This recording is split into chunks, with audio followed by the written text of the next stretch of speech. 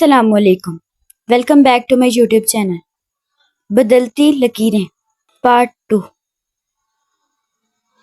جھگڑے کو بڑھتا دیکھ کر عالیہ نے اپنے والدین سے کہا کہ آپ کیوں مجھے میرے شوہر کے گھر سے لے کے آئی ہیں؟ جو میرے نصیب میں تھا سو مل گیا، آپ میری وجہ سے پریشان کیوں ہوتے ہیں؟ مگر اس کے والد نے جواب دیا کہ تم درمیان میں نہ بولو، ہم جانے اور ہمارا کام۔ ہم نے تمہیں دکھی دیکھنے کے لیے نہیں بیاہا تھا، ہمارا مقصد تمہارا گھر بسانا تھا، تم کو اجاڑنا نہیں۔ لیکن شاید ہم سے بھول ہو گئی، جو خاندان کی عزت کا خیال رکھتے ہوئے خاندان ہی میں بیٹی بیاہ دی، ہیرت جیسی بیٹی کو برباد کر دیا۔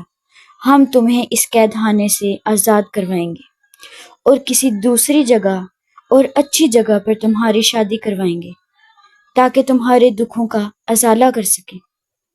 یہ کہتے ہوئے باپ کی آنکھوں میں آنسو آ گئے۔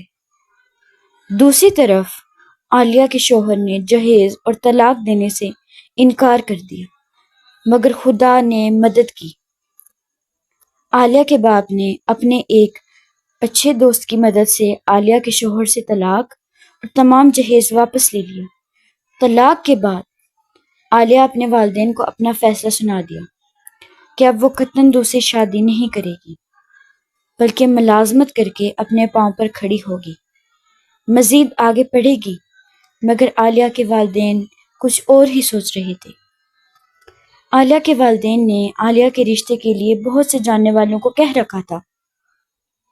ایک دن کسی نے عالیہ کے والد کو بتایا کہ ایک رشتہ میرے علم میں آیا ہے، لڑکا اچھا پڑھا لکھا ہے، امریکہ میں ڈاکٹر ہے، پاکستان میں شادی کرنے کے لیے چند ماہ کے لیے آیا ہے اور بہت جلد واپس چلا جائے گا۔ لڑکی کو بھی اپنے پاس بلا لے گا۔ لڑکا اپنے گھر والوں کے ساتھ آپ کے گھر آئے گا۔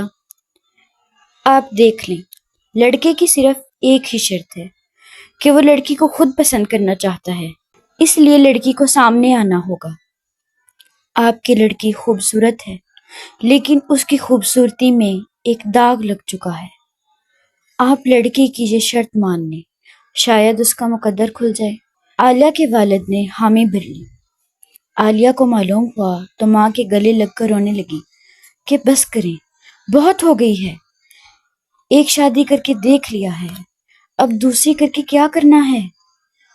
دیکھ بیٹا، ماں آپ دیدہ ہو گئی، انکار نہ کر میری بچی، ہم تیرے مجرم ہیں، ہمیں اپنی غلطی کا ازالہ کرنے دے۔ آخر وہ دن بھی آ گیا جب لڑکے والے عالیہ کو دیکھنے کے لیے اس کے گھر آ گئے۔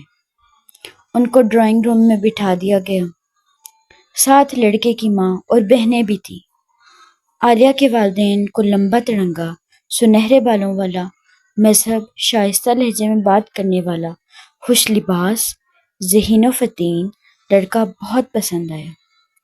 اب بات جہاں رکھی گئی کہ لڑکا لڑکی کے بارے میں کیا فیصلہ کرتا ہے۔ چند منٹ بعد عالیہ سفید کپڑے پہنے پورے حسن اور مان کے ساتھ چائے لے کر کمرے میں آئی، ساتھ دیگر انتظامات بھی تھے۔ عالیہ کے لیے اس خوبرو نوجوان کے سامنے کھڑا ہونا بھی دوبھر ہو رہا تھا۔ پتہ نہیں اس نے کیسے چائے بنائی اور مہمانوں کو دی۔ اس نوجوان نے عالیہ پر ایک نگاہ ڈالی اور ایک ہی نگاہ میں اس نوجوان نے ایک اہم اور آخری فیصلہ کر لیا۔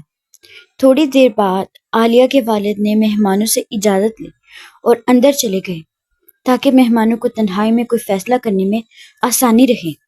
جب وہ واپس آئے تو لڑکے والے اپنا فیصلہ سنانے کے لیے تیار تھے۔ نیکسٹ پارٹ کے لیے سبسکرائب، لائک، شیئر اور کمنٹ کر دیں۔